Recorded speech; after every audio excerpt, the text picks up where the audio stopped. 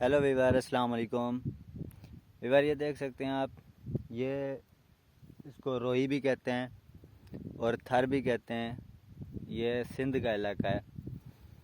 तो ये देख सकते हैं आप, आज मैं यहाँ पे आया हूँ काम के सिलसिले में। तो ये देख सकते हैं आप, ये मेरे चारों चफेरे कोई आबादी नहीं, कोई घर नहीं। ये देख सकते हैं आप। तो वीवर, ये इलाका है थर का, जहाँ पे ना पानी, ना आवाम, ना कोई भी चीज़ नहीं, यानी कि सिर्फ घास भूस भी नहीं है।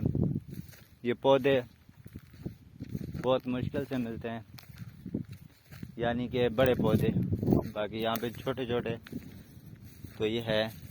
ये देख सकते हैं आप, ये देख सकते हैं आप,